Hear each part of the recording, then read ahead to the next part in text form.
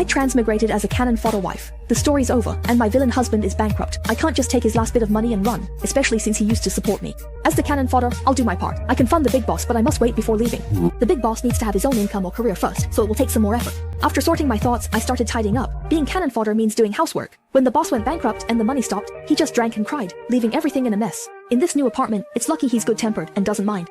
Otherwise, with a place this messy and nowhere to even set foot, anyone would lose it. I rummaged through the bag on the coffee table by the door and, sure enough, found the ID card. There was also a bank card and a few hundred yuan. I didn't even bother going into the kitchen. Neither did the big boss or the scapegoat. These past 2 days, 2 people just moved in, and neither of them knows how to cook, so there's definitely nothing in the kitchen. I had to find something to eat myself. Although the place the boss rented is small, the neighborhood is pretty nice. The security and location are both quite good, and there are a bunch of restaurants downstairs, so I just grabbed some noodles for dinner. Thinking of the few toiletries I saw in the bathroom earlier, I also took a stroll to a nearby supermarket and came back with a bag full of daily necessities. I bought some for the boss as well, choosing the colors and styles based on what I remembered he liked. Back at the apartment, I started cleaning. I opened the door and went into the boss's room and found that, aside from the bookshelf and desk, which had a bit more stuff on them, other than that, there was only a bed and a few bedding items left. I couldn't help but sigh helplessly. Hard to imagine that a man who grew up in luxury could endure living like this now.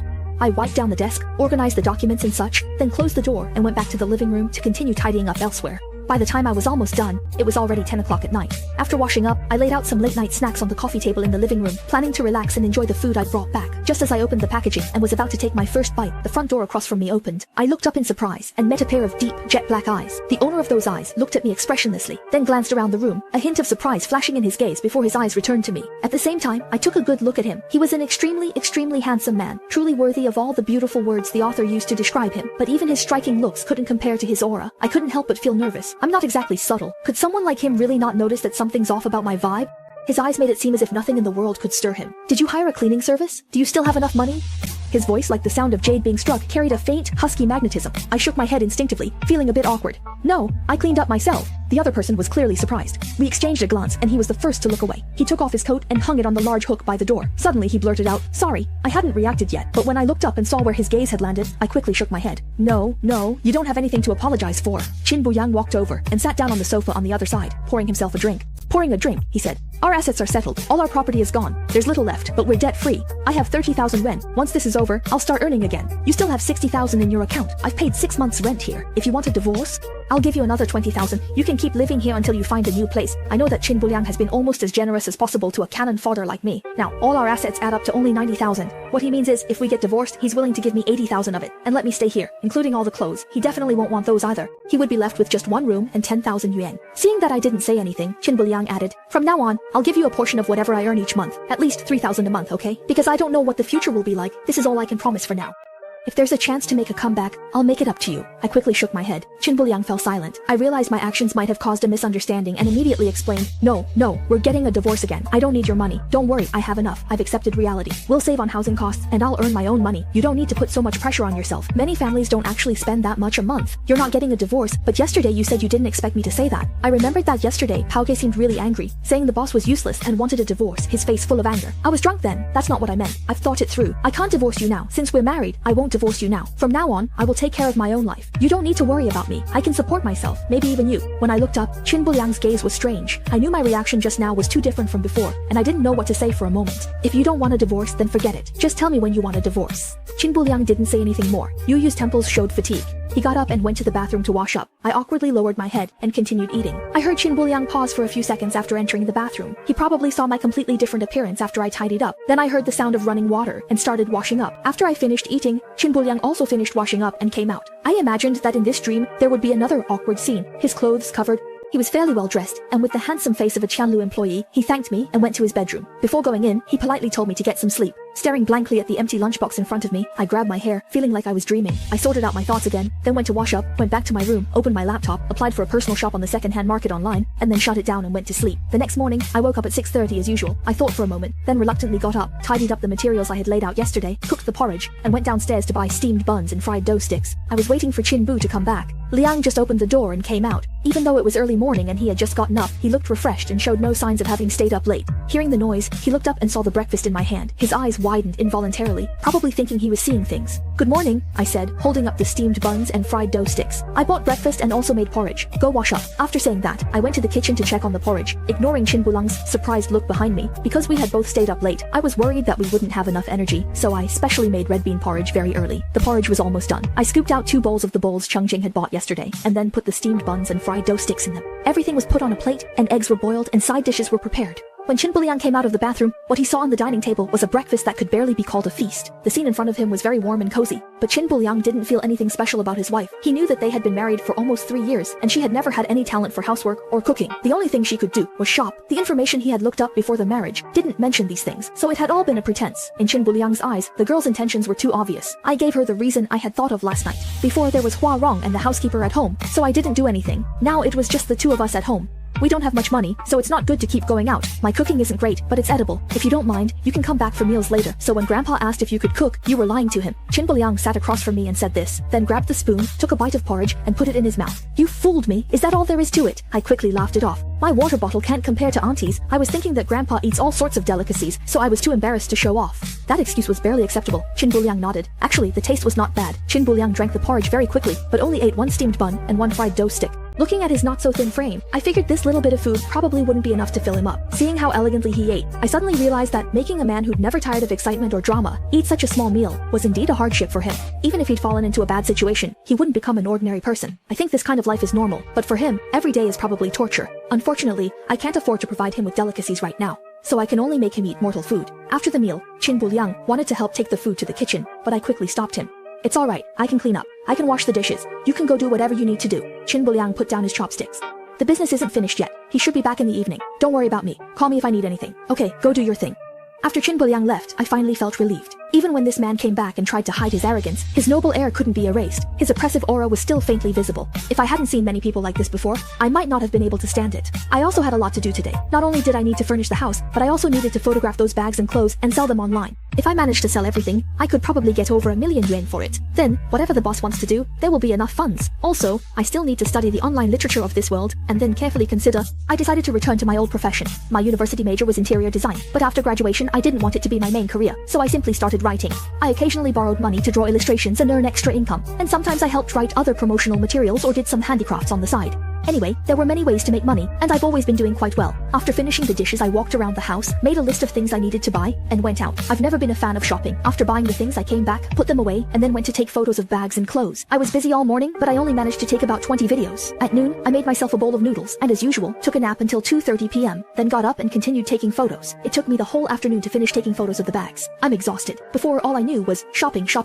all day long, eating out whenever possible, and avoiding going home. Plus, I was too focused on maintaining my figure, and didn't eat much, so I was practically green. I'll have porridge for dinner, heat up the steamed buns from this morning, and then head back to my bedroom to read some old novels. I can't handle physical activity today, so I'll have to do mental work. Almost 2 hours later, I happily clapped my hands, picked up my coffee, and glanced into this world. The old novels here are a bit behind my original world, but I can rewrite my previous works in a better way in this world. It's wonderful. I specifically researched 2 websites and decided to write 2 novels simultaneously. As long as I can get approved, I'll diligently update them, and life won't be a problem. Just as I opened the folder and was about to see the new file, I suddenly heard the door open outside. I hesitated for a moment, then jumped out of bed, kicked off my slippers, and ran out. I couldn't help it. I discovered this morning that I hadn't locked the front door last night. The guy, probably used to living in a villa, probably forgot that this kind of house requires you to lock it yourself. Qin Buliang paused as he saw me changing clothes. I greeted him as I ran to lock the door. "Oh, I love it. I only realized this morning that the door wasn't locked last night. When I lived in a villa, there was someone specifically responsible for security, but that's not the case anymore. This kind of door has to be locked at night, otherwise this guy can just pry it open." I added, "I bought some more daily necessities today. If you need anything, just let me know and I'll go buy it later. I don't need anything for now." The conversation ended there. "What are you saying?" I thought for 3 seconds and decisively chose to leave the scene. "If there's nothing else, I'll go back to my room. Call me if you need anything." Qin Buliang didn't close the door until after I did. He even wandered around the kitchen and bathroom. There were quite a few more things in the house today, adding a touch of life. A cryptic smile appeared on his lips. This woman actually intends to stay here. She's like a completely different person. I had no idea what she was doing. I was busy organizing my computer. I had worked fairly hard in high school and got into a top university, but I basically coasted through college. My computer skills were terrible. My laptop was incredibly slow. I had to clean up everything on it. As I flipped through the pages, I came across Wenjing's photo storage.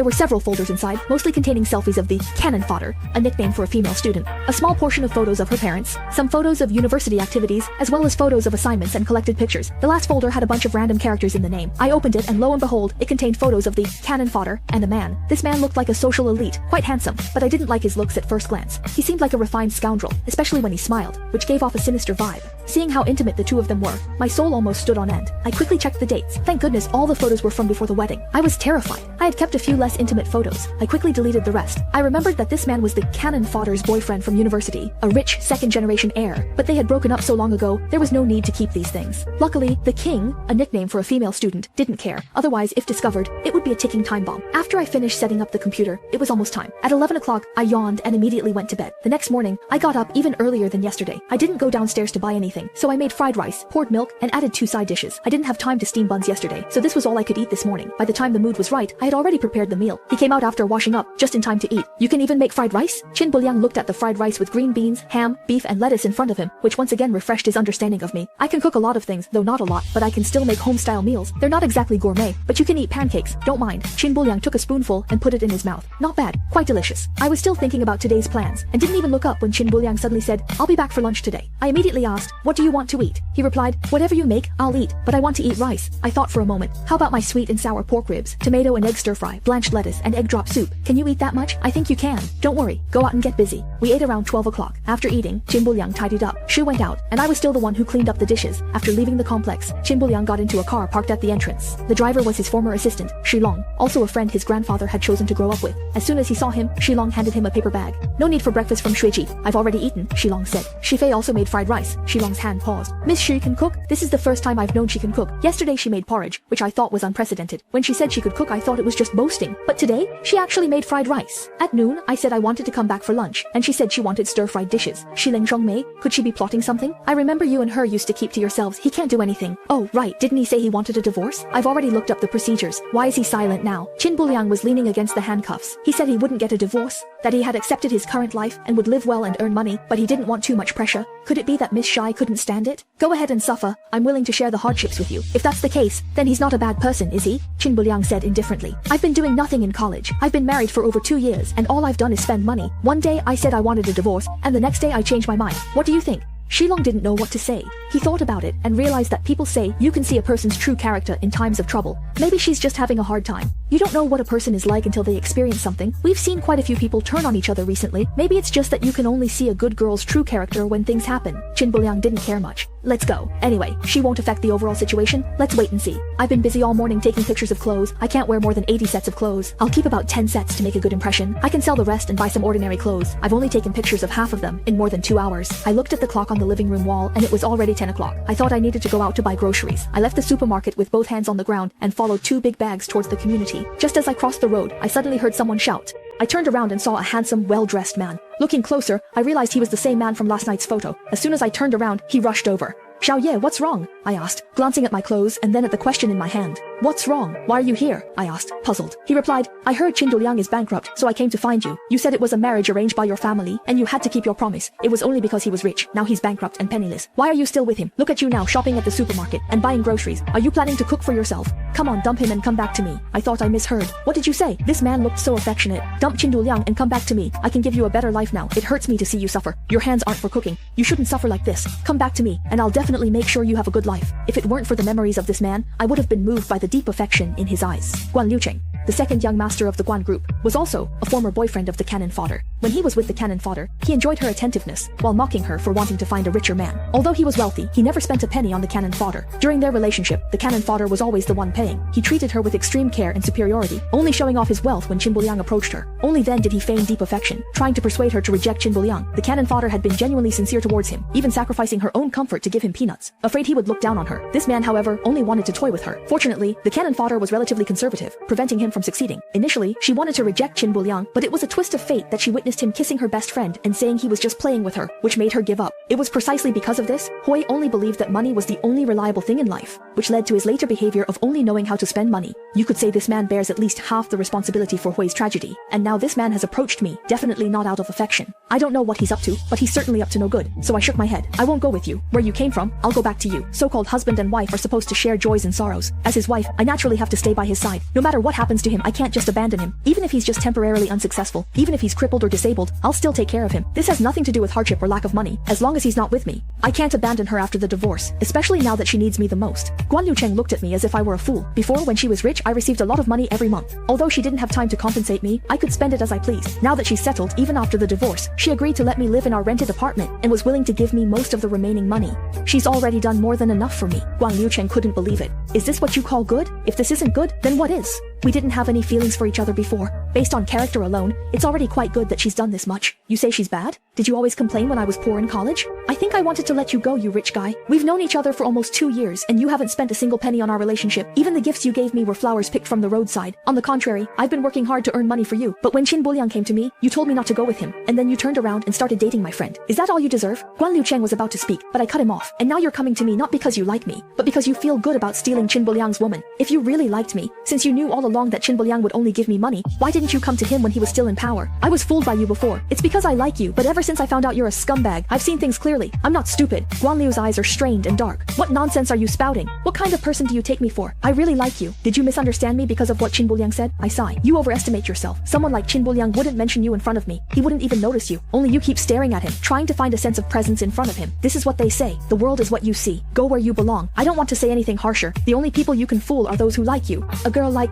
If she doesn't like you and isn't after your money, what do you think you are in her eyes? Guan Liu's eyes darkened further. He took a few steps forward, and Shi Feiye followed, retreating. He said with heartache, Xiao Ye, you must have been brainwashed by Qin Buliang. How could you think like that? I really like you. That Qin Buliang is just short of money now. That's why he's dragging you along. You can't be so stupid. He immediately shouted, to stop him from coming closer. Don't come any closer. You keep saying you like me, but you clearly saw me carrying such a heavy thing and didn't come to help me right away. Is that what you call liking me? I'm afraid you've only ever known yourself and never truly liked anyone. As for abandoning your husband when he's down on his luck, that's inhuman. I won't leave him now. Forget about it. Even if I leave him, it will only be when he no longer needs me. Guan Liucheng was about to say something when suddenly a round of applause and cheers erupted from the side. What the young lady said is good. Her values are so true. If everyone thought like this, there wouldn't be so many divorces. The young lady is really good. Your husband didn't marry you in vain. Only then did I notice a group of elderly men and women who had just finished exercising and were returning home. The elderly men and women walked over, and the eldest man in the group looked Guan Liucheng up and down, shaking his head repeatedly. Young man, that young lady is living happily with her husband. It's not right for you to try and steal her away. Imagine if you were married and men tried to steal you away every day. How would you feel? It's extremely unfortunate to have such a bad relationship with someone. The woman in the red dress stepped forward and said, you say that since her husband is broke, she should divorce him and go with you. Then can you guarantee that you won't be broke one day? Then will your wife also go with other rich men? If this girl really abandons her husband and goes with you, you'll be very upset. One group consisted of teenagers and the other of elderly people. These elderly folks were like a whirlwind of criticism, each one ready to condemn Guan Liucheng without giving him a chance to argue. He was instantly branded a morally bankrupt, hopelessly scumbag. I quickly made way for them, suppressing a laugh as I called out from the back of the crowd. Grandpas and grandmas, he needs to be taught a lesson. You have to educate him properly. I have to go home and cook, so I'll head back now. We can talk again another time. The elderly people in front waved their hands. It's alright, go back. We'll leave this to you. Those nearby had witnessed the entire scene. Qin Buliang and Shiling were both in the car half asleep, until Guan Liucheng obediently admitted his mistake and was let go by the elderly folks. Only then did Shiling speak up incredulously. Brother Qin, was that Miss Shi just now? I feel like she's a completely different person. Qin Buliang was also seeing his wife like this for the first time. Miss Shi is a very good person, although she only knew how to spend money before. Now that you're nominally bankrupt, she refuses to leave you. She'd rather suffer than leave you, and it's not because she loves you, but out of a sense of duty. Qin Buliang felt that his understanding of Shi Feiyan was somewhat flawed. Shiling beamed. Brother Qin, what a find. Your investment paid off. She remembers your kindness. Miss Shi is top-notch. Qin Buliang opened the car door. I'm staying in. Sort the property papers. After he got out, Shiling drove off. Qin Buliang decided to stop by the supermarket before heading home. Alright, let's go. Entering the house, he saw me huddled on the living room carpet, glued to my laptop.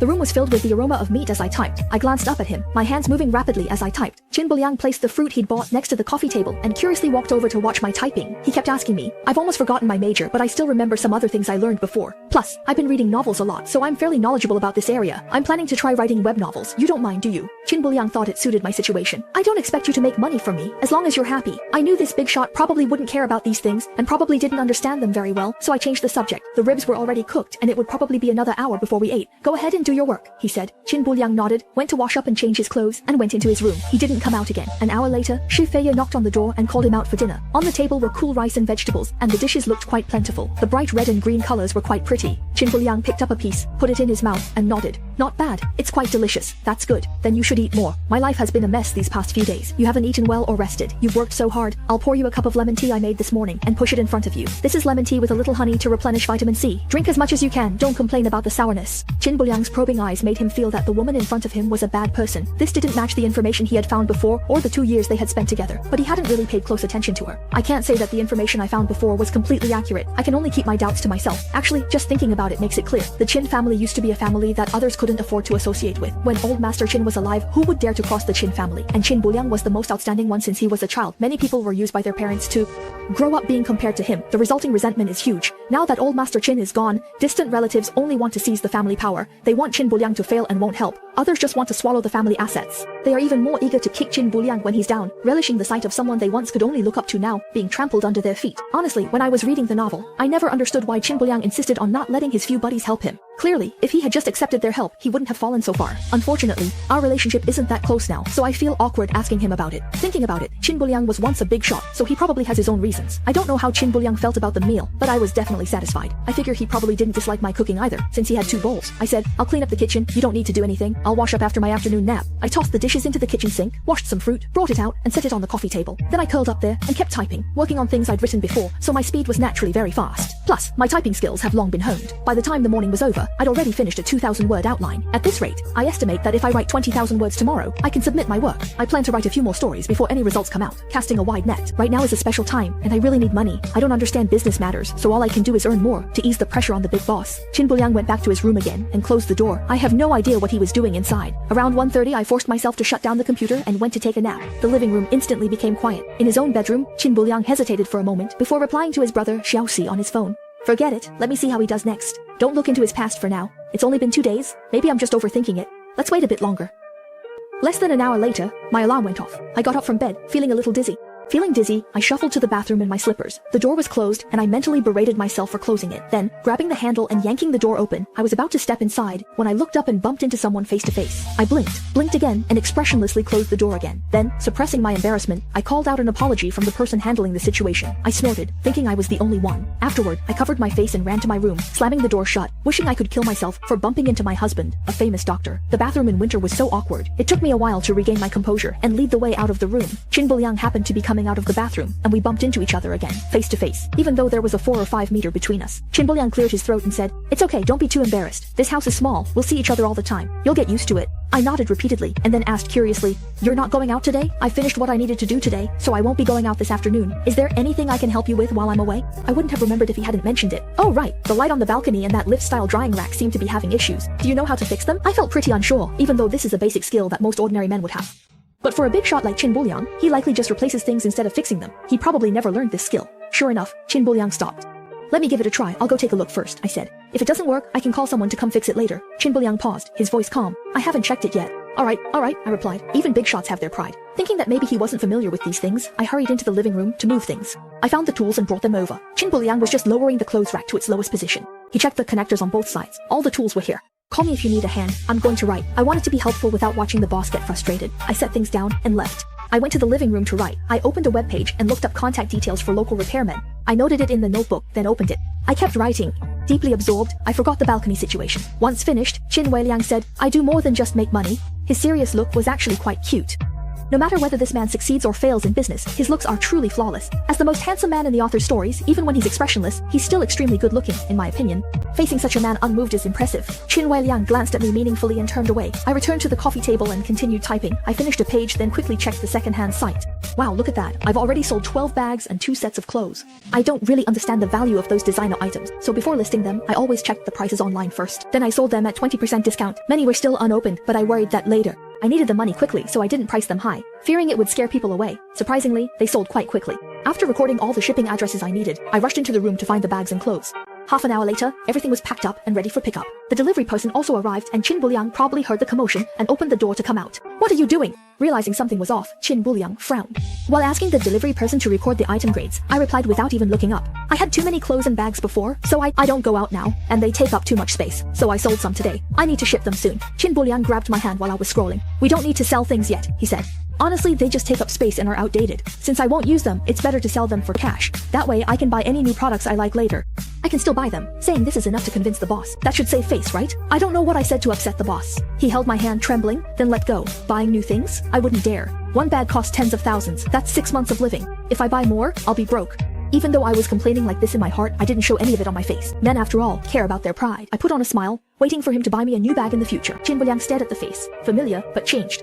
That strangely familiar smile flashed by. He looked down, picked up the packed box, and handed it to the courier. Once they left, Qin Buliang asked, "How many will you sell?" There were over 100 bags originally, including 80 sets of clothes, with more than 70 still unopened.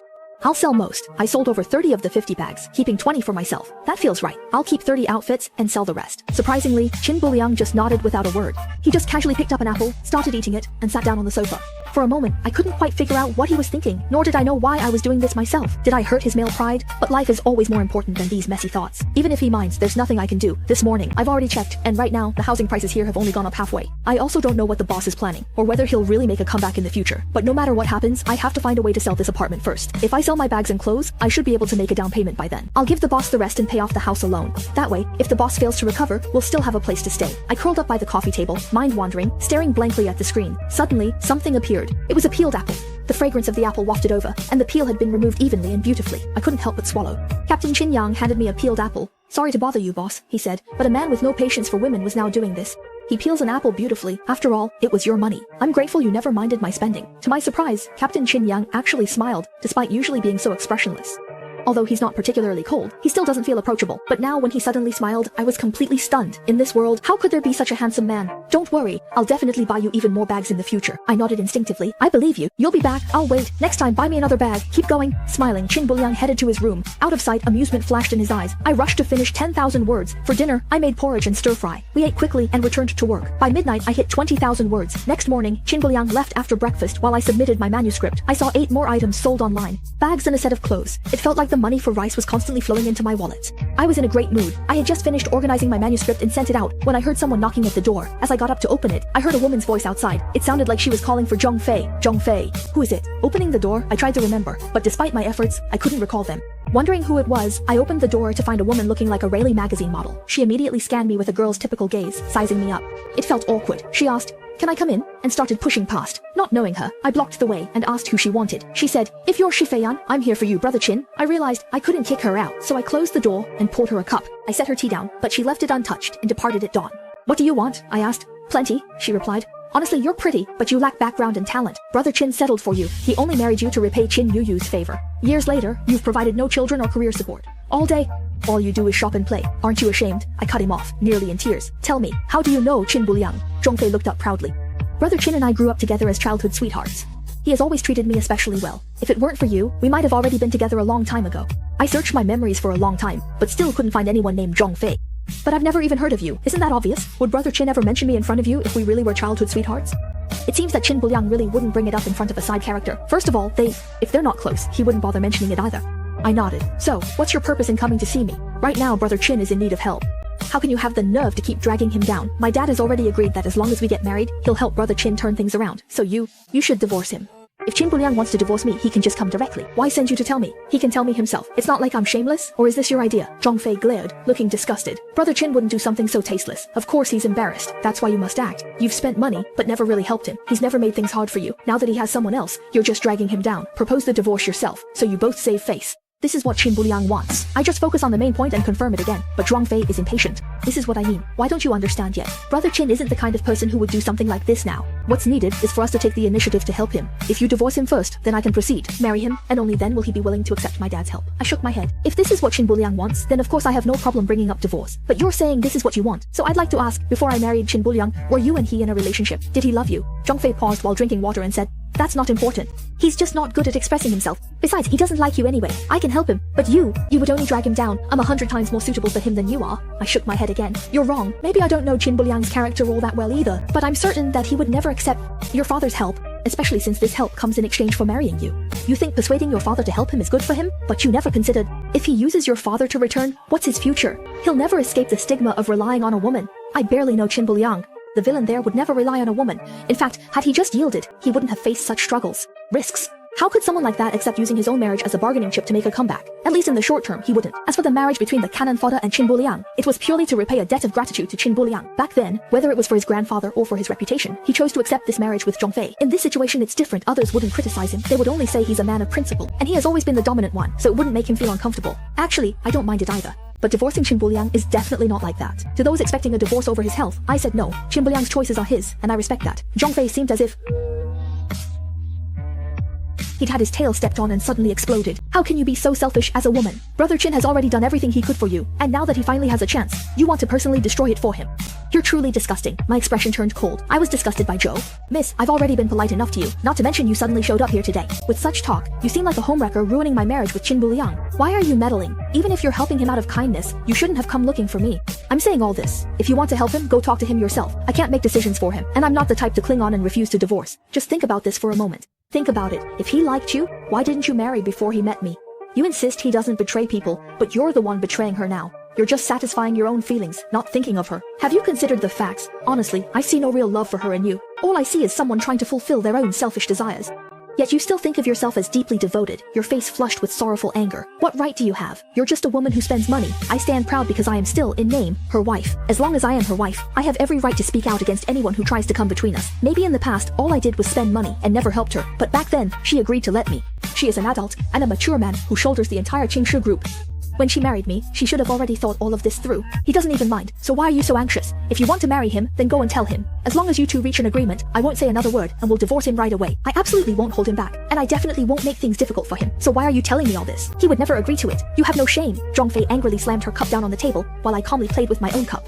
You're someone who wants to ruin another person's marriage, and you don't think that's shameless? Where do you get the nerve to call me shameless? Since you think I'm shameless, it seems we really have nothing more to say to each other. Bottom line, I won't start a divorce. If you want one, talk to Qin Buliang. If you ask, I'll sign immediately. Zhongfei gasped in anger. You just don't want a divorce. If I agree, you make it look like my fault. Willing to get divorced? After getting a definite answer, she knew there was no way she could achieve her goal today. Zhongfei grabbed her bag beside her and stormed off. Before leaving, she didn't forget to turn back and say to me, just you wait. Brother Qin will definitely dump you sooner or later. The door slammed shut again. I let out a long sigh. It's one thing for the male lead to be so likable, but even the villain is this likable. Not only do I have to help the cannon fodder, repaying the big boss is hard enough, but dealing with the women who pester him makes it even worse. If it weren't for my conscience, I would honestly want a divorce. I just can't bring myself to take advantage of someone else's body and act like it's justified. Spending his money and then abandoning him when he's at his lowest is something I absolutely cannot do. Even though I wasn't the one who spent that money, it's all under my name now, isn't it? Forget it. Making money is all that matters. If I start overthinking, I just look at my own. If that doesn't work, I just check my bank account balance or calculate my monthly expenses. There's nothing worse than having no money to spend. Pushing this matter to the back of my mind, I open a webpage to record the address and style. Then I go to my room and take photos of the bags I'm selling. After organizing everything, I call the courier. The items I sold today also need to be shipped out early. Calculating it, the things I've sold add up to over 200,000 yuan. Once the buyers receive their goods, there will be more money in my bank account. With that, and a few more sales, I can buy something. I could put a down payment on a small flat for rental income. This thought motivated me. I'm done writing now, and will switch to filming instead. I began browsing city housing listings. I must be careful choosing my first property, so I looked through them. It was almost noon in no time. This morning, when Qin Dalao left, he'd be back for lunch, so I planned wontons. I'd prepped the filling and bought wrappers yesterday. Setting everything out, I started wrapping. Having made these often before, my movements were skillful and rhythmic. I quickly made more than 20. While I was still wrapping, Boss Qin came back. Focused, I didn't look up. You're back? I said. What are you doing? Boss Qin changed his shoes, watching my movements. Unsure of what I was doing, he asked. I replied naturally. Wrapping wontons. We're having wontons, and some pancakes for lunch, to make sure we have enough. From pancakes to wontons, it's more than just basic home cooking. These are things that not just any girl can do, and Qin Buliang's suspicions surfaced once again. But then, seeing her quietly wrapping savory wontons as moonlight filtered through the white gauze curtain, the scene seemed to envelop him completely. A halo of light, giving off a sense of tranquil years, made him feel there was nothing worth fussing over. Come to think of it, I haven't eaten this in a long time either. Qin Buliang couldn't help but blurt out this sentence, which then felt rather strange. He hung his clothes on his mouth, as if his eyes were something else, and walked into the bathroom to wash his hands. I didn't notice his oddness at all. I myself also like eating wontons. Thinking about it, during this period, the boss had so many business matters to deal with. How could he have the mind to care about what to eat? Besides, wontons are just a snack, so it's normal not to have them for a long time. He hadn't eaten snacks for a long time. The last time he had snacks, was it 3 or 4 years ago? If I hadn't suddenly mentioned this thing, he probably wouldn't even have realized how long it had been since he last relaxed, even for a moment. Nearly an hour later,